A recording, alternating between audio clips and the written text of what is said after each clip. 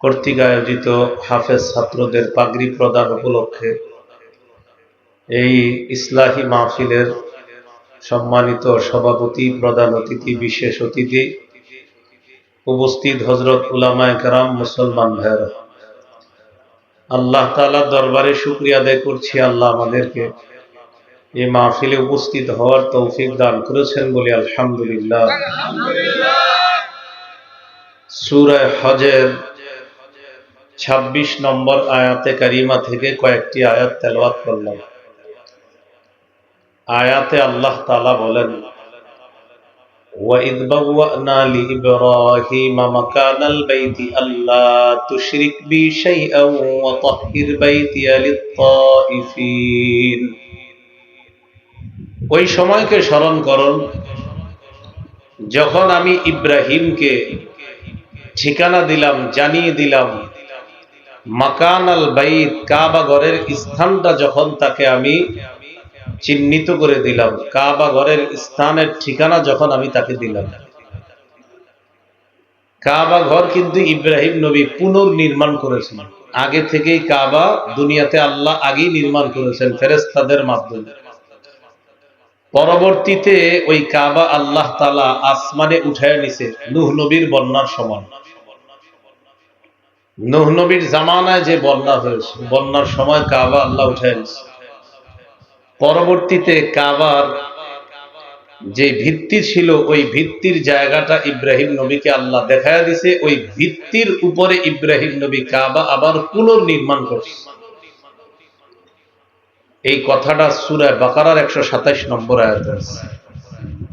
وَإِذْ يَرْفَعُ إِبْرَاهِيمُ الْقَوَاعِدَ مِنَ الْبَيْتِ وَإِسْمَاعِيلُ। স্মরণ করো ওই সময়কে যখন ইব্রাহিম এবং ইসমাইল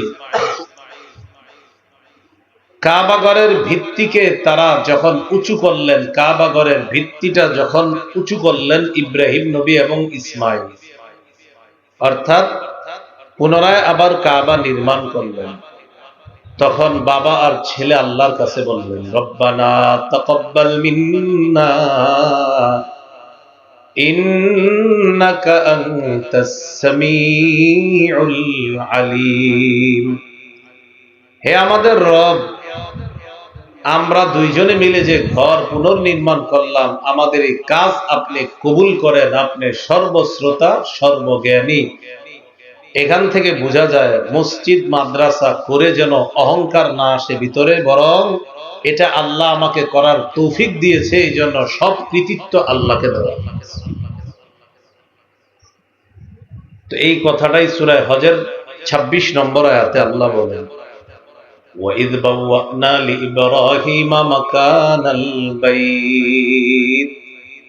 স্মরণ করো এই সময়কে যখন আমি ইব্রাহিমকে কাবা ঘরের জায়গার ঠিকানাটা দিয়ে দিলাম আর হুকুম করলাম, وَطَهِّرْ بَيْتِيَ لِلطَّائِفِينَ وَالْقَائِمِينَ وَالرُّكَّعِ السُّجُودِ। আমি হুকুম করলাম ইব্রাহিম, আমার এই ঘর পবিত্র করেন, লিত্তাইফিনা, যারা ঘর তওয়াফ করবে, ওয়াল কাইমিনা, যারা কাবার সামনে নামাজ পড়বে, ওয়ার রুকআ, যারা রুকু করবে, ওয়াস সুজুদ, যারা সিজদা করবে, তাদের জন্য কাবা ঘরটা আপনি পবিত্র করবেন। এরপরে আল্লাহ বলেন, وَأَذِّنْ فِي النَّاسِ بِالْحَجِّ يَأْتُوكَ رِجَالًا। আপনি মানুষের মাঝে হজের ঘোষণা করেন, ইয়াতুকা রিজালা, তারা যেন এই কাবার কাছে হেঁটে হেঁটে হজ করার জন্য আসে। নিকটবর্তী যারা, তারা আসবে হেঁটে হেঁটে। ওয়ালা কুল্লি দাবিরি ইয়াতিনা মিন কুল্লি ফাজ্জিন আমিক। দূরবর্তী স্থান থেকে ওটের উপর সওয়ার হয়ে তারা এখানে আসবে হজ করার জন্য। নিকটে যারা, তারা হেঁটে আসবে, দূরে যারা, তারা ওটের উপর সওয়ার হয়ে আসবে। এত বেশি সফর করবে, সফরের কারণে ওট রোগা হয়ে যাবে, অর্থাৎ দূর দূরান্ত থেকে তারা হজ করতে আসবে। কেন আসবে হজে? লিয়াশহাদু মানাফিআ লাহুম, যাতে তারা লিয়াশহাদু প্রত্যক্ষ করতে পারে, মানাফিআ লাহুম দুনিয়াবি এবং আখিরাতের উপকার সমূহ, কল্যাণ সমূহ যেন তারা প্রত্যক্ষ করতে পারে, এই জন্য হজে যান। হজে যাওয়ার পর দুনিয়াবি উপকারিতা কি? দুনিয়াবি উপকারিতা হলো হজে গেলে কেউ গরিব হয়েছে এরকম ইতিহাস এই পর্যন্ত পৃথিবীতে লেখা হয় না। একটা মানুষ সারা জীবন সঞ্চয় করে হজে গেছে, সারা জীবনের সঞ্চয় করে হজে যাওয়ার পর এই লোক আসার পর গরিব হয়েছে এমন ইতিহাস এখনো লেখা হয় না। কিন্তু সারা জীবনের সঞ্চয়ে অন্যান্য কাজ করে মানুষ গরিব হয়েছে এরকম ইতিহাস আছে, কিন্তু হজ কইরা মানুষ গরিব হয়েছে এমন ইতিহাস এখনো লেখা হয় না। এটা দুনিয়াবি উপকার। আখেরাতের উপকার তো আছে। এই হলো হজে গিয়ে উপকারিতা সমূহ, কল্যাণ সমূহ। আর কি করবে? ওয়াযকুরু ইসমাল্লাহি ফি আইয়ামিন মা'লুমাতিন আলা মা রাযাকাহুম মিন বাহিমাতিল আন'আম। নির্দিষ্ট দিনে তারা আল্লাহ যে পশুগুলা তাদের জন্য রিজিক হিসাবে দিয়েছে, এই পশুগুলাকে তারা আল্লাহর নাম নিয়ে জবাই করবে, মানে নির্দিষ্ট দিনে তারা কোরবানি করবে। কোরবানি করার পর ফাকুলু মিনহা ওয়া আত'ইমুল বাঈসাল ফাকির, আল্লাহ বলেন কোরবানির গোশত তোমরা খাবা, ওয়া আত'ইমুল বাঈসাল ফাকির, দুস্থ গরীব যারা তাদেরকেও খাওয়াবা। এই হলো আপনার সূরা হজের আয়াত সমূহ। সূরা আলী ইমরানের ৯৭ নম্বর আয়াতে আছে, ওয়ালিল্লাহি আলান নাসি হিজ্জুল বাইতি মান ইসতাতাআ ইলাইহি সাবিলা। যাকে আল্লাহ তাআলা সামর্থ্য দান করেছেন, যেই ব্যক্তি পরিবারের খরচ বহন করার পর কাবা পর্যন্ত পৌঁছার সামর্থ্য রাখে, সেখান থেকে আবার দেশে ফিরে আসার সামর্থ্য রাখে, তার জন্য হজ করা ফরজ হয়ে যায়। হজ জীবনে একবারই ফরজ হয়। সহিহ মুসলিমের বর্ণনা, আন আবি হুরায়রা রাদিয়াল্লাহু তাআলা আনহু قال قال رسول الله صلى الله عليه وسلم خطبنا رسول الله صلى الله عليه وسلم فقال يا أيها الناس قد فرض الله عليكم الحج فحجوا। নবীজি একটা খুতবা দিলেন, একটা ভাষণ দিলেন। ভাষণে রাসূলুল্লাহ সাল্লাল্লাহু আলাইহি সাল্লাম বললেন, হে জনগণ, আল্লাহ তোমাদের উপর হজ ফরজ করেছেন, তোমরা হজ করো। ফাকালা রাজুলুন আকুল্লা আমিন ইয়া রাসূলুল্লাহ। এক ব্যক্তি বললেন, হুজুর হজ কি প্রতি বছর ফরজ? নবীজি চুপ রইলেন। হাত্তা ক্বালাহা সালাসা, এই কথাটা তিনি তিনবার বললেন। তিনবার বলার পর নবী বললেন, লাউ কুলতু না'আম লা ওয়াজাবাত ওয়া লা মাসতাতাতুম। তুমি যে তিনবার বললা হজ কি প্রতি বছর ফরজ, আমি যদি বলে ফেলতাম হ্যাঁ, তাহলে হজ প্রতি বছর ফরজ হয়ে যেত, আর তোমরা এটা করতে সক্ষম হতা না। বেশি প্রশ্ন কেন করো? যা বলছি তা গ্রহণ করো, বেশি প্রশ্ন করবা না। তুমি যে তিনবার বললা হজ কি প্রতি বছর ফরজ, আমি যদি একবার বলতাম হ্যাঁ, তো প্রতি বছর হজ করা সামর্থ্যবানদের জন্য ওয়াজিব হয়ে যেত, আবশ্যক হয়ে যেত। তাহলে হজ কয়বার ফরজ? একবার। হাদিসের একটা কিতাব আছে, নাম ইবনে মাজাহ। এই কিতাবের 2886 নম্বর হাদিস, কিতাবুল মানাসিক বা হজের অধ্যায়, হজের বিধিবিধানের অধ্যায়, পরিচ্ছেদ ফরদুল হজ, হজ ফরজ হওয়া সম্পর্কে পরিচ্ছেদ। এই হাদিসের বর্ণনাকারী আকরা ইবনে হাবেস রাদিয়াল্লাহু তাআলা তিনি বলেন, রাসূলুল্লাহ সাল্লাল্লাহু আলাইহি সাল্লামকে তিনি প্রশ্ন করলেন, আল হাজ্জু ফি কুল্লি সানাতিন আও মাররাতান ওয়াহিদা। ইয়া রাসূলুল্লাহ, হজ কি প্রতি বছর ফরজ নাকি একবার? فقال رسول الله صلى الله عليه وسلم بل مرة واحدة। রাসূলুল্লাহ সাল্লাল্লাহু আলাইহি সাল্লাম বললেন, হজ জীবনে একবার ফরজ। তাহলে এই হাদিস থেকে জানলাম হজ একবার ফরজ। এই হলো দ্বিতীয় কথা। তিন নম্বর কথা, হজ ফরজ হয়ে গেলে তাড়াতাড়ি হজ করে ফেলবেন, বিলম্ব করবেন না।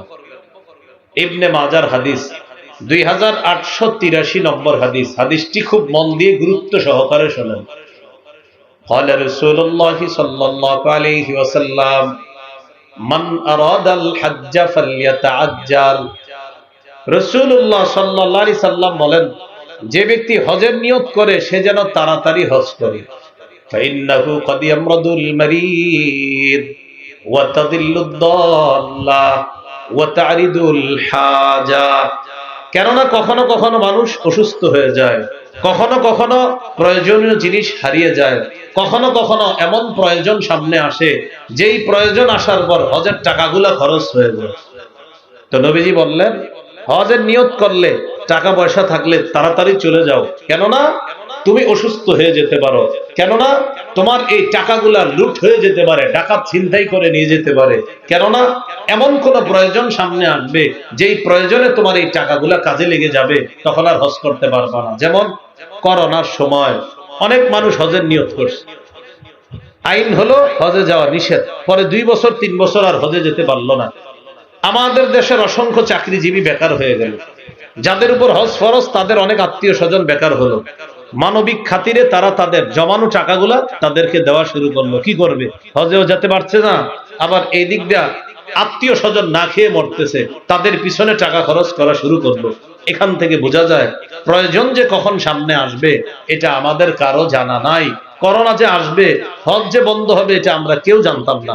তাই নবী বললেন, হজের নিয়ত যারা করে তারা যেন তাড়াতাড়ি হজ করে, কেননা সে অসুস্থ হয়ে যেতে পারে, প্রয়োজন সামনে আসতে পারে, কখনো কখনো ওই প্রয়োজনীয় টাকা পয়সা হারিয়ে যেতে পারে। আব্দুল্লাহ ইবনে আব্বাস রাদিয়াল্লাহু তাআলা আনহুমার বর্ণনা, সহিহুত তারগীব হাদিসের কিতাব 1111 নম্বর হাদিস। আব্দুল্লাহ ইবনে আব্বাস রাদিয়াল্লাহু তাআলা আনহুমা বলেন, তাআজ্জালু ইলাল হজ্জি ইয়ানি আল ফরিদা। তোমরা হজ তাড়াতাড়ি আদায় করো, অর্থাৎ ফরজ হজ তোমরা তাড়াতাড়ি আদায় করো। যাদের সামর্থ্য আছে আল্লাহ দ্রুত হজ করার তৌফিক দান করে। এগুলো 3 নম্বর কথা। 4 নম্বর একটা কথা শোনেন। হাদিসের কিতাব সহিহুত তারগীব 1166 নম্বর হাদিস। এই হাদিসের বর্ণনাকারী আবু সাঈদ খুদরি রাদিয়াল্লাহু তাআলা, তিনি নবীর থেকে বর্ণনা করেছেন, নবী আল্লাহর থেকে, মানে এটা হাদিসে কুদসি। আল্লাহ তাআলা বলেন, ইন্না আবদান কদ সাহহাতু লাহু জিসমা। আমি আমার কোন বান্দাকে সুস্থ রাখলাম, ওয়া ওয়াসআতু আলাইহি ফিল মাঈশা। তাকে আমি প্রচুর টাকা পয়সা দান করলাম, আমি তাকে সামর্থ্যবান বানাইলাম। আমার এক বান্দাকে আমি সুস্থ রাখলাম, তাকে আমি সামর্থ্যবান বানাইলাম। ইয়ামজি আলাইহি খামসাতু আওয়াম। 5 বছর হয়ে গেছে সে হজে আসে না, আমি ডাকি সে হজে আসে না, আমি তার টাকা পয়সা দিছি, আমি তার শরীরটাও সুস্থ রাখছি, সে হজে আসতে পারে। এইভাবে কয় বছর হয়ে গেছে? 5 বছর। আসে না। বান্দা আসো, আসে না। পরের বছর আল্লাহ ডাকে আসো, আসে না। পরের বছর আল্লাহ আবার ডাকে আসো, আসে না। এইভাবে 5 বছর। লামাহরুম। এইভাবে যে ব্যক্তি টানা 5 বছর হজ না করবে, টাকা পয়সা থাকার পরেও, আল্লাহ বলেন সে হতভাগা, সে বঞ্চিত, সে মাহরুম। তাহলে যাদের উপর হজ ফরজ, দ্রুত হজ করা দরকার। চিন্তা করে অমুক কাজটা করে হজে যাব, মেয়েটা বিয়ে দিয়ে হজে যাব, এই চিন্তা বাদ দেন, দ্রুত হজ করে ফেলেন। আল্লাহ তৌফিক দান করেন। 5 নাম্বার কথা, হাদিসের একটা কিতাব আছে সহিহ ইবনে খুজাইমা। এই কিতাবের 2506 নম্বর হাদিস। আব্দুল্লাহ ইবনে ওমর রাদিয়াল্লাহু তাআলা আনহুমার বর্ণনা, তিনি বলেন, ইসতামতিউ বিহাদাল বাইত ফাকাদ হুদিমা মাররাতাইনি ওয়া ইরফাউ ফিস সালিসা। হে জনগণ, তোমরা তাড়াতাড়ি এই কাবার মাধ্যমে বরকত লাভ করো। কাবা 2 বার ধ্বংস করা হয়েছে, 3য় বার কিন্তু আল্লাহ আসমানে উঠায় নিবে, তখন আর চাইলেও হজ করতে পারবা না। আল্লাহ আমাদের যারা সামর্থ্যবান তাদেরকে দ্রুত হজ করার তৌফিক দান করে। এইগুলো 5 নম্বর কথা। 6 নম্বর কথা, হাদিসের একটা কিতাব আছে, নাম হলো আল মুস্তাদরাক লিল হাকিম। এই কিতাবের 1664 নম্বর হাদিস। অনেক মানুষ আছে তারা বৈরাগ্যতা দেখায়া হজে যায় না, সন্ন্যাসবাদীগিরি করে এরা হজে যায় না। যেমন প্রয়োজন ছাড়া ছবি তোলা হারাম, এটা ওলামায়ে কেরামও বলে প্রয়োজন ছাড়া ছবি তোলা হারাম। কিন্তু প্রয়োজন কখন? পাসপোর্টের ছবি প্রয়োজন, আইডেন্টি কার্ডের ছবি প্রয়োজন, জন্ম নিবন্ধনের ছবি প্রয়োজন, হজে যাওয়ার সময় ছবি তোলা প্রয়োজন। আমাদের দেশে একদল লোক আছে ছবি তুলতে হবে এই জন্য হজে যায় না। ছবি তুলতে হবে এই জন্য কই যায় না? ছবি তোলা ঠিক না, এটা সব আলেম বলবে, কিন্তু হজে যাওয়া প্রয়োজন। পাসপোর্ট প্রয়োজন, আইডেন্টি কার্ড প্রয়োজন, জন্ম নিবন্ধন প্রয়োজন। ওনারা হজে যায় না কেন? ছবি তুলবে এই জন্য হজে যায় না। অতি পিশাব। এটা হাদিসে নিষেধ। লা সরুরাতা ফিল ইসলাম। ইসলামে সন্ন্যাসবাদী নাই, ইসলামে বৈরাগ্যতা নাই। এখন হজে যাওয়ার জন্য ছবি এটা প্রয়োজন, এটা এখন শুধু এতটুকু অংশের সময় জায়েজ, অন্য সময় প্রয়োজন ছাড়া ছবি তোলা হারাম। কিন্তু হজে যাওয়াটা এটা প্রয়োজন, ছবি তোলা এটা জায়েজ। এ হলো 6 নাম্বার কথা। 7 নাম্বার কথা, হজের বিধিবিধান রাসূলুল্লাহ সাল্লাল্লাহু আলাইহি সাল্লামের সুন্নাহ থেকে শিখে নেওয়া। নাসাইর হাদিস 3092 নম্বর হাদিস, 3062 নম্বর হাদিস। এই হাদিসের মধ্যে আছে قال رسول الله صلى الله عليه وسلم خذوا مناسككم فإني لا أدري لعلي لا أحج بعد عامي هذا। নবী বলেন, তোমরা আমার কাছ থেকে হজের বিধিবিধানগুলা গ্রহণ করো, শিখে নাও, কারণ এমনও হতে পারে আগামী বছর আমি আর হজে আসব না। উদ্দেশ্য, নবী বুঝতে পেরেছেন বেশি দিন আর দুনিয়াতে থাকবে না, মানে আগামী বছর হজের সময় আল্লাহ রাসূল দুনিয়াতে থাকবেন না। তো নবী বলেন, হতে পারে আগামী বছর আমি হজে আসতে পারবো না। অনেক সাহাবী বুঝে ফেলছে যে আল্লাহর নবী আল্লাহর কাছে চলে যাবে। এ হলো 7 নাম্বার কথা। 8 নাম্বার, হজে গিয়ে 3টা কাজ কঠিন ভাবে নিষেধ। যাদের আত্মীয় স্বজন গেছে এই 3 কথা ডেলি মনে করায় দিবেন। 1 নাম্বার, অশ্লীল কাজ করা নিষেধ। 2 নাম্বার, পাপাচার করা নিষেধ। 3 নাম্বার, ঝগড়া করা নিষেধ। 1 নাম্বার অশ্লীল কাজ নিষেধ, 2 নাম্বার পাপাচার নিষেধ, 3 নাম্বার ঝগড়া করা নিষেধ। এইটা অনেকের হয়, ঝগড়া হয়ে যায়, এই জন্য নিষেধ করবেন। সূরা বাকারা 197 নম্বর আয়াতে আল্লাহ বলেন, ফামান ফারাদা ফীহিন্নাল হাজ্জা ফালা রাফাসা ওয়ালা ফুসুকা ওয়ালা জিদালা ফিল হাজ। যে ব্যক্তি নিজের উপর হজ আবশ্যক করে নিল, অর্থাৎ হজে গেল, হজে যাওয়ার পর ফালা রাফাসা, অশ্লীল কাজ করা যাবে না, ওয়ালা ফুসুকা, পাপাচার করা যাবে না, ওয়ালা জিদালা ফিল হাজ, ঝগড়া করা যাবে না। এই 3 কাজ হজে কঠিন ভাবে নিষিদ্ধ। 9 নম্বর কথা, হজের মধ্যে হজ্জে তামাত্তু করা উত্তম। হজ্জে তামাত্তু কাকে বলে? 1, হজে যাবেন, সফরে যাবেন, যাওয়ার পর ইহরাম পরে উমরা করবেন, উমরা করার পর ইহরাম খুলে ফেলবেন। মানে উমরা করার পর আপনি ইহরাম খুলে ফেলবেন, হালাল হয়ে যাবেন, মাথা মুন্ডন করবেন, বাস উমরা শেষ। আপনি এখন হালাল হয়ে পাঞ্জাবি পায়জামা পরে, টুপি পরে আপনি আবার আগের মতো হয়ে যাবেন। এরপর হজের আগে আবার নতুন করে ইহরাম পরবেন। এটাকে বলে হজ্জে তামাত্তু। কি বলে এটাকে? হজ্জে তামাত্তু। একই সফরে 2 ইহরামে উমরা করা, হজ করা। 1 ইহরামে উমরা করা, ইহরাম আবার খুলে ফেলে নতুন করে ইহরাম পরে আবার হজ করা। এটাকে কি বলে? হজ্জে তামাত্তু। এটা নবীজি তার পরিবারকে ওসিয়ত করে গেছেন। হাদিসের একটা কিতাব আছে, নাম সহিহ ইবনে হিব্বান। এই কিতাবের 3962 নম্বর হাদিস। এই হাদিসের মধ্যে আছে, قال رسول الله صلى الله عليه وسلم يا آل محمد صلى الله عليه وسلم من حج منكم فليهل بعمرة في حجة। তোমাদের মধ্যে যারা হজের নিয়ত করবে সে যেন 1 সফরে উমরা এবং হজ করে, অর্থাৎ উমরা করবে, উমরা করার পর হালাল হবে, হালাল হওয়ার পর আবার হজের ইহরাম পরবে, এরপর হজ করবে। এটাকে বলে হজ্জে তামাত্তু। এই যে এখন যারা গেছে সৌদি, তাদের বেশিরভাগ হজ্জে তামাত্তু, কারণ অনেক আগে চলে গেছে। আরেকটা আছে হজ্জে কিরান। হজ্জে কিরান মানে একই ইহরাম, ওই সাদা কাপড়টা পরে উমরাও করবে,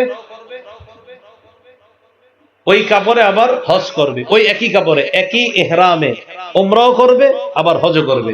বাকি এটা কখন উত্তম? এটা হলো আপনি শেষের দিকে হজে গেলে, যেমন হজের বাকি আছে আর 3 দিন 4 দিন, এই মুহূর্তে আপনি সৌদি চলে গেলেন, এহরাম পরে আপনি উমরা করলেন, উমরা করার পর এহরাম আর খোলা যাবে না, ওই এহরাম দিয়ে 2-3 দিন পরে আবার হজ শুরু, ওই এহরাম দিয়ে আপনি হজ করবেন। এটাকে বলে হজ্জে কিরান। কি বলে এটাকে? হজ্জে কিরান। হ্যাঁ, আর একটা আছে হজ্জে ইফরাদ। আর যাই হোক, হজ্জে তামাত্তু, হজ্জে কিরান, এই দুইটাই আপনাদের জন্য সহজ হতে পারে, আমাদের জন্য সহজ। যদি আগে আগে সফরে যান তাহলে হজ্জে তামাত্তু, আর যদি শেষের দিকে যান তাহলে হজ্জে কিরান। হজ্জে তামাত্তু মানে ইহরাম একবার পরে উমরা করা, আবার হালাল হওয়া, আবার ইহরাম পরে হজ করা। আর হজ্জে কিরান মানে শেষের দিকে যাবেন, যাওয়ার পর ইহরাম পরে উমরাটা করবেন, ওই ইহরামে আবার হজ করা। এইগুলো 9টি কথা। এবার আমরা আলাদা আরো কিছু কথা জানবো। এক, হজের ফজিলত। হজের ফজিলত কি জিনিস? সহিহ বুখারীর 1520 নম্বর হাদিস। قال رسول الله صلى الله عليه وسلم من حج لله فلم يرفث ولم يفسق رجع كيوم ولدته امه। যে ব্যক্তি আল্লাহর জন্য হজ করলো, হজে গিয়ে কোনো অশ্লীল কাজ করলো না, পাপাচার করলো না, সে হজ থেকে এমন অবস্থায় ফিরে আসবে যেন তার মা তাকে আজকে জন্ম দিয়েছে। মা হলে কি টিস্যুরও ব্যবস্থা নাই না?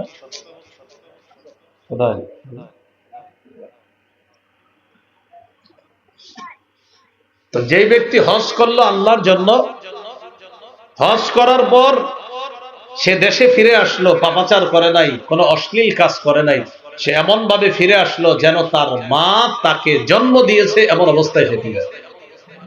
এটা হজের ফজিলত। দ্বিতীয় আলোচনা, হজ্জে মাবরুরের ফজিলত। বলেন, কি বললাম? হজ্জে মাবরুর কি জিনিস? একটা হলো আপনি হজ করছেন, মানে হজ আদায় হয়েছে আপনার। আরেকটা হলো কবুল হওয়া। হজ কবুল হওয়ার শর্ত হলো আপনার হালাল টাকা হতে হবে। আপনি হারাম টাকা, সুদ খাইয়া খাইয়া টাকা বানায়া হজে গেছেন আর নিয়ত করতেছেন মনে হয় সব মাফ হয়ে যাবে। জি, এত সোজা না বিষয়।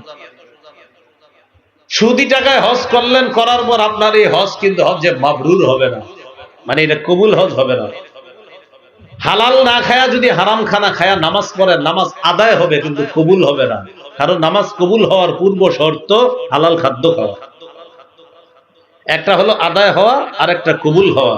আদায় মানে ফজর পড়ছেন, আপনার জিম্মা থেকে ফজর শেষ, মানে ফজর পড়ে ফেলছেন আপনি, আপনার জিম্মা থেকে আদায় হয়ে গেছে। কবুল হবে কিনা এটার জন্য শর্ত আছে, হালাল খাদ্য খেতে হবে। এখন জানবো আমরা হজ্জে মাবরুরের ফজিলত। আল্লাহ আমাদের সকলকে, যারা সেখানে যাবো ইনশাআল্লাহ, সবাইকে যেন আল্লাহ হজ্জে মাবরুর নসিব করে। আমাদের আত্মীয় স্বজন এই মুহূর্তে যারা আছে সৌদি, পবিত্র মক্কা মদিনার ভূমিতে যারা আছে, আল্লাহ তাদেরকে হজ্জে মাবরুর নসিব করে। হজ্জে মাবরুরের ফজিলত। হজ্জে মাবরুরের ফজিলত হলো সবচাইতে ফজিলতপূর্ণ আমল আল্লাহর কাছে মৌলিকভাবে 3টা, এর মধ্যে একটা হজ্জে মাবরুর। সুবহানাল্লাহ। বুখারীর 26 নম্বর হাদিস। রাসূলুল্লাহ সাল্লাল্লাহু আলাইহি সাল্লামকে প্রশ্ন করা হলো, আইয়ুল আমালি আফযালু ইলাল্লাহ, আল্লাহর কাছে সবচেয়ে শ্রেষ্ঠ আমল কোনটা?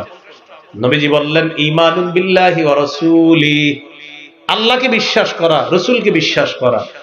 কিলা সুম্মা মাযা, হুজুর এরপর কোনটা? নবীজি বললেন, সুম্মাল জিহাদু ফি সাবিলিল্লাহ, আল্লাহর রাস্তায় জিহাদ করা। কয়টা হলো? 2টা। কিলা সুম্মা মাযা, হুজুর এরপর কোনটা? فقال رسول الله صلى الله عليه وسلم حج مبرور, এরপর হলো হজ্জে মাবরুর। যার হজটা আল্লাহ কবুল করলো, তার এই হজ আল্লাহর শ্রেষ্ঠ যেই আমলগুলো আছে, এই শ্রেষ্ঠ আমলের অন্তর্ভুক্ত হয়েছে। হজ্জে মাবরুরের আরেকটা ফজিলত আমার সাথে একটু বলেন। বলেন, হজ্জে মাবরুরের, বলেন, একমাত্র সওয়াব আল্লাহর জান্নাত। সুবহানাল্লাহ। হজ্জে মাবরুরের একমাত্র সওয়াব কি? আল্লাহর জান্নাত। সহিহ বুখারীর বর্ণনা 1773 নম্বর হাদিস। এই হাদিসের মধ্যে আছে, قال رسول الله صلى الله عليه وسلم العمرة إلى العمرة كفارة لما بينهما। রাসূলুল্লাহ সাল্লাল্লাহু আলাইহি সাল্লাম বলেন, এক উমরা আর আরেক উমরা, 2 উমরার মাঝে যেই গুনাহগুলো হয়, পরবর্তী উমরা ওই গুনার জন্য কাফারা হয়ে যায়।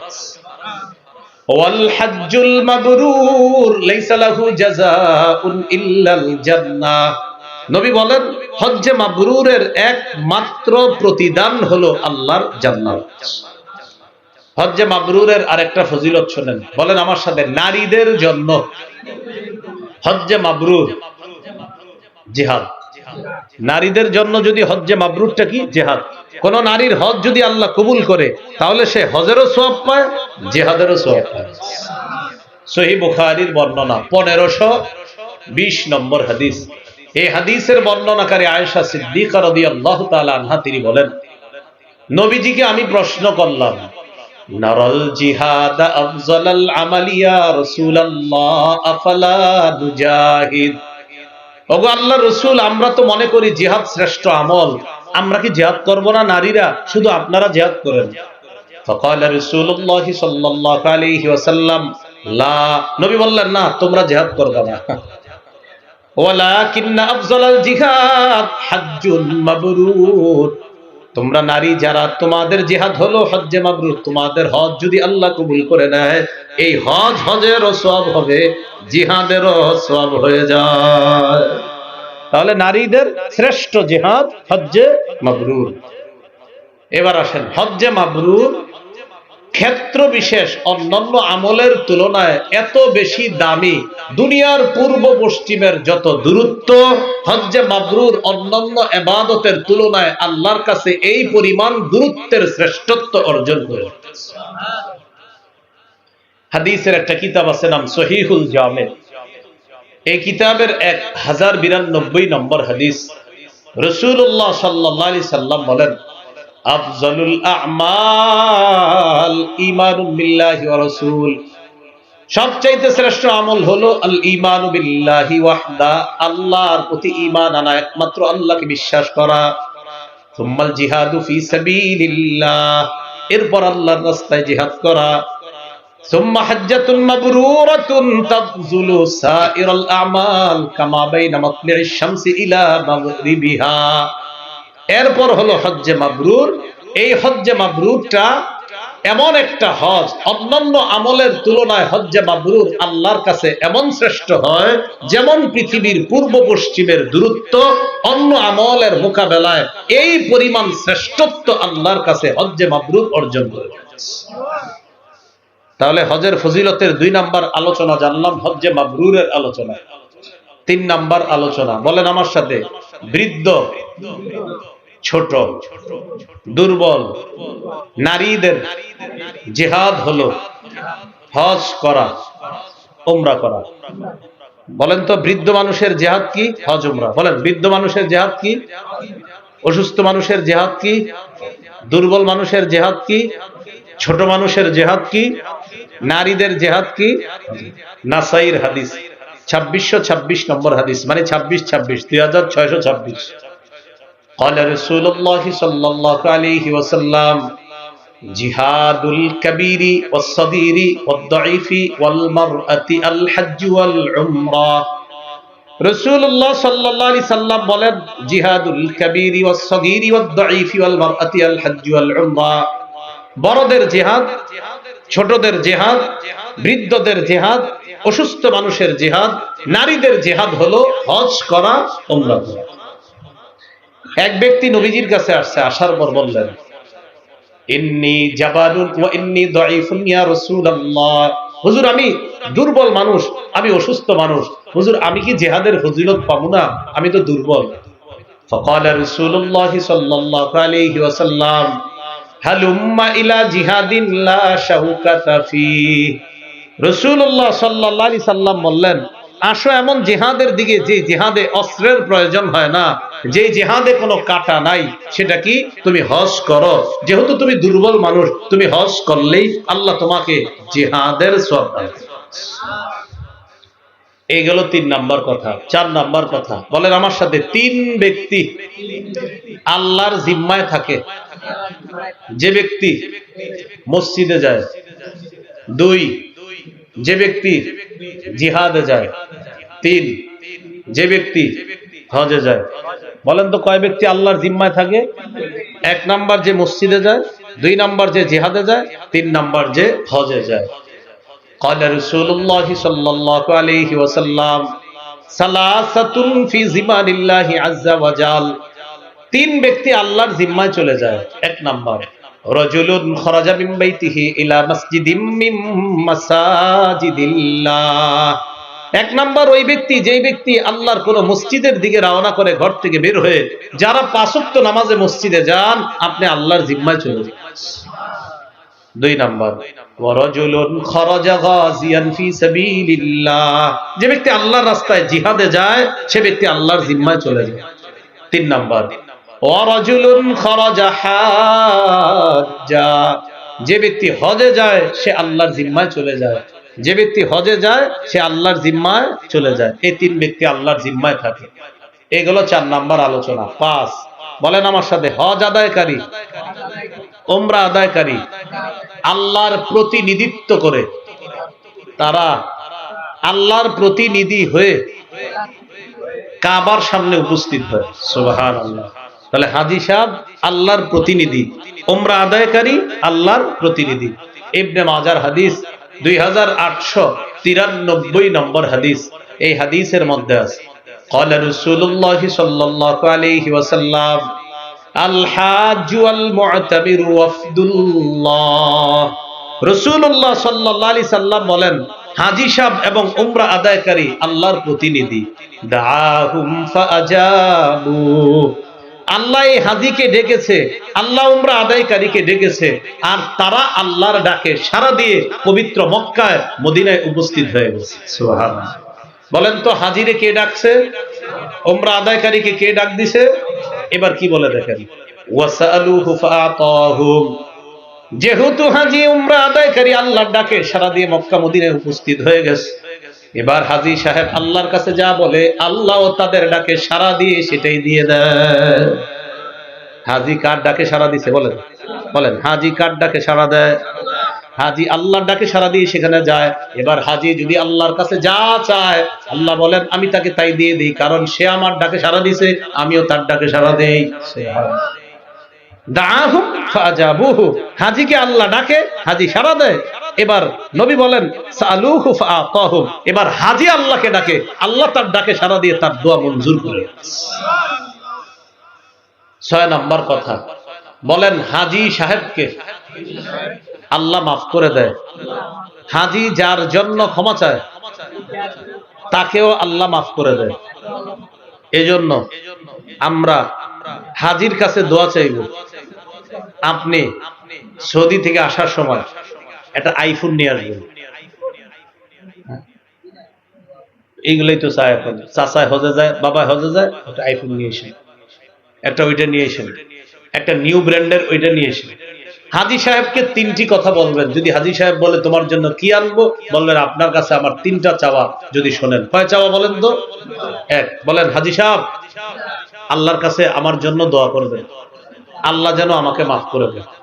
এই 1 নাম্বার কথা। 2 নাম্বার বলবেন জমজম নিয়ে আসবেন। 3 নাম্বার মদিনার আজওয়া খেজুর নিয়ে আসবেন। এই 3টা চাওয়া, বাস, আর কিছু। 1 নাম্বার আমার জন্য দোয়া করবেন, আল্লাহ যেন মাফ করে দেয়। 2 নাম্বার যদি আনিনি, যদি সামর্থ্যে কুলায়, জমজমের পানি দিয়ে নামাকে। 3 নাম্বার যদি সামর্থ্যে কুলায়, আমারে মদিনার কিছু আজওয়া খেজুর দিবেন। আর কিচ্ছু চাই না আপনার কাছে, বাস। যদি আর কি হাজী সাহেব আনতে আগ্রহী হয়, আর যদি আপনি তার কাছে কিছু বলার জন্য সে বলে যে ভাই হজে যাইতেছি, বলেন আপনার কি কি দরকার, এরকম বলেন এক সময়। যেমন ইমাম সাহেব খতিব সাহেবদেরকে বলে হুজুর কি লাগবে, তো বাস 1 নাম্বার বলা আমার জন্য দোয়া করেন, আল্লাহ যেন আমারে মাফ করে দেয়। 2 নাম্বার যেহেতু আপনি আনবিনি আমার জন্য, জমজম পানি নিয়ে এসেন। 3 নাম্বার যদি খাদ্য আনতে যান, পারলে মদিনার আজওয়া 2-4টা পারলে আমার জন্য নিন। সুবহানাল্লাহ, বাস, আর কিছু চাওয়া নেই। قال رسول الله صلى الله عليه وسلم يغفر الله للحاج ولمن استغفر له الحاج। নবী বলেন আল্লাহ হাজীকে মাফ করে দেয়, হাজী যার জন্য আল্লাহর কাছে ক্ষমা চায়, আল্লাহ তাকেও মাফ করে দেয়। আল্লাহ হাজীকে মাফ করে, হাজী যার জন্য আল্লাহর কাছে ক্ষমা চায়, আল্লাহ তাকেও মাফ করে। 7 নাম্বার কথা, হজ উমরা করলে দারিদ্রতা দূর করে আর গুনাহগুলো আল্লাহ মাফ করে দেয়। তিরমিজির হাদিস 810 নম্বর হাদিস। এই হাদিসের মধ্যে আছে রাসূলুল্লাহ সাল্লাল্লাহু আলাইহি সাল্লাম বলেন তাবিউ বাইনাল হজ্জ ওয়াল উমরাহ, তোমরা হজ উমরা একই সফরে আদায় করো। ফাইন্নাহুমা ইয়ানফিয়ানি ফাকর ওয়াদ যুনুবা কামা ইয়ানফিল কিরুল খাবাসাল হাদিদি ওয়াদ যাহাবি ওয়াল ফিদ্দা। লোহার, স্বর্ণের, রূপার ময়লাগুলা যেমন আগুনে দূর করে দেয়, তেমনি ভাবে হজ উমরা তোমার দারিদ্রতা আর তোমার গুনাহগুলা ধুয়ে মুছে সাফ করে দিবে। হাদিস থেকে জানলাম হজ উমরায় মানুষ গরিব হয় না, বরং দারিদ্রতা আল্লাহ আরো দূর করে। দারিদ্রতা কি করে বলেন তো? আল্লাহ আরো দূর করে দেয়। তিরমিজির 811 নম্বর হাদিসের বর্ণনা, ক্বালা রাসূলুল্লাহ সাল্লাল্লাহু আলাইহি ওয়াসাল্লাম, মান হাজ্জা লিল্লাহ ফালাম ইয়ারফুস ওয়ালাম ইয়াফসুক গুফিরা লাহু মা তাকদ্দামা মিন যামবি। যে আল্লাহর জন্য হজ করে, হজে গিয়ে যদি অশ্লীল কথা কর্ম না করে, পাপাচার না করে, তার আগের সবগুলা গুনাহ আল্লাহ মাফ করে দেন। সহিহ মুসলিমের 121 নম্বর হাদিস। আমর ইবনুল আস রাদিয়াল্লাহু তাআলা আনহুকে লক্ষ্য করে একজন বলতেছে, ইয়া আমরু আমা আলিমতা ইয়া আমরু আন্নাল ইসলাম ইয়াহদিমু মা কানা ক্বাবলা। আমর, তুমি কি জানো না ইসলাম আগের সব গুনাহ মাফ করে দেয়? সুবহানাল্লাহ। ওয়া আন্নাল হিজরাতা তাহদিমু মা কানা ক্বাবলাহা। হিজরত করলে তার আগের সব গুনাহ মাফ হয়ে যায়। ওয়া আন্নাল হাজ্জা ইয়াহদিমু মা কানা ক্বাবলা। হজ করলে হাজির আগের যত গুনাহ আছে সব গুনাহ আল্লাহ মাফ করে দেয়। আল্লাহ আমাদেরকে হজের মাধ্যমে দারিদ্রতা আর গুনাহগুলা যেন আমরা দূর করতে পারি, আল্লাহ তৌফিক দান করেন। মনে থাকবে তো ইনশাআল্লাহ। 7 নাম্বার। 8 নাম্বার বলেন আমার সাথে, হজে যেই পরিমাণ কষ্ট হয়, যেই পরিমাণ খরচ হয়, কষ্ট এবং খরচের সমপরিমাণ সওয়াবও পাওয়া যায়। সুবহানাল্লাহ। আয়েশা রাদিয়াল্লাহু তাআলা আনহাকে নবীজি বলেন, আয়েশা, ইন্না লাকি মিনাল আজরি আলা কদরি নাসবিকি ওয়া নাফকাতিক। আয়েশা, তোমার যে পরিমাণ কষ্ট হয় আর যে পরিমাণ টাকা খরচ হয়, এই পরিমাণ প্রতিদান আল্লাহ তোমাকে দান করে। এই জন্য হজে গিয়ে একটু কষ্ট করা, একটু ধৈর্য ধারণ করা। হজে গিয়ে আমরা অধৈর্য হয়ে যাই, ধৈর্য ধারণ করতেই চাই না। আমরা সব ভিআইপি ভাবে চাই, সবাই খালি সেখানে গিয়ে কত আরামে হজ করা যায়, এই চিন্তা চেতনায় আমরা থাকি না। ইয়াং বয়সে হজ করবেন, অনেক ইয়াং আছেন এখানে, কম বয়সী, কম বয়সে হজ করবেন, নিয়ত করবেন হজের কাজগুলা সেখানে গিয়ে হাইটা সম্পাদন করবেন, হেঁটে হেঁটে, গাড়িতে ওঠা দরকার নাই। হ্যাঁ, হেঁটে হেঁটে ইনশাল্লাহ মক্কা থেকে শুরু করবেন, মিনা মুজদালিফা হয়ে আরাফায় যাবেন, আরাফা থেকে আবার হেঁটে হেঁটে ইনশাল্লাহ আরাফা থেকে যাবেন মুজদালিফা, সেখান থেকে মিনা, সেখান থেকে শয়তানে মাইরা টাইরা, এরপর ইনশাল্লাহ হেঁটে হেঁটে চলে আসবেন। কি বলেন? ইনশাল্লাহ সর্বসাকুল্যে যদি আপনি আসেন আর যান, সর্বোচ্চ 30 কিলো হতে পারে, মানে 15 30 কিলো এরকম হতে পারে, কম বেশি হতে পারে, আপনার কম বেশি একটু হতে পারে, বাস। এটা তো কোনো ব্যাপার না। দেখবেন আপনি মিছিলে মিছিলে আপনার সহজ হয়ে যেতেছে বিষয়গুলো। মিছিলে মিছিলে সবচেয়ে দূরের পথ হলো আরাফা থেকে মুজদালিফা, 8.1 কিলো বা 2 কিলো, মানে 8 কিলোর চেয়ে একটু বেশি হবে। মানে বাঙালিদের যেখানে অবস্থান সেখান থেকে মুজদালিফা 8 কিলোর একটু বেশি হবে। আপনি দেখবেন হাঁটা শুরু করলে ক্লান্তি লাগবে না, কারণ লাখ লাখ মানুষ হাঁটতেছে, ওদের সাথে আপনিও হাঁটতেছেন। হাঁটা কখন যে শেষ হয়ে যাবে বুঝতে পারবেন না। হঠাৎ দেখবেন হাঁটা শুরু, তো মক্কা যে একটা বড় টাওয়ার আছে, যে টাওয়ারটার মধ্যে একটা লাইট আছে, লাইটিং করতে থাকে। আপনি আরাফা থেকে রওনা করে একটু পরেই দেখবেন সেই লাইটিং আপনি সেই 8 মাইল দূর থেকে দেখতেছেন। এটাকে জমজম টাওয়ার মনে বলে। কি টাওয়ার বলে? জমজম টাওয়ার। সেখান থেকে একটা লাইটিং করে দেখবেন, এটা আপনি দেখতেছেন। তখন আপনার মনে হবে কি জানেন, এই তো মক্কা, আসলে কিন্তু অনেক দূরে। হাঁটতে হাঁটতে আপনি দেখবেন বলে এই যে আইসা পড়ছে, দেখবেন হঠাৎ পিছিয়ে গেছে। তো এই জন্য ইয়াং বয়সে সেখানে যাওয়া, গাড়ি মুরব্বীদের জন্য, তাদের জন্য সেখানে গাড়ি ইউজ করবে মুরব্বীরা, যা কষ্ট হয়। কিন্তু আমি দেখছি মিশরের 60 বছরের মানুষ, 70 বছরের মানুষ, তারা হাইটা হাইটা হজের কাজ শুরু করে। মনে থাকবেন ইনশাল্লাহ। কিন্তু কম বয়সে যদি করেন তাহলে মজা পাবেন বেশি, দেখবেন সব কিছুতে আলাদা একটা মজা।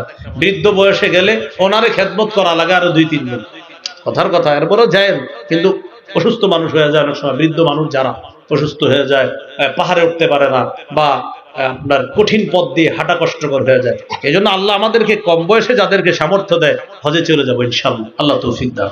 হ্যাঁ, কি বলেন? নিয়ত করা যায় কিনা ইনশাআল্লাহ? আল্লাহ তৌফিক। হজ থেকে আইসা বিয়ে করবেন।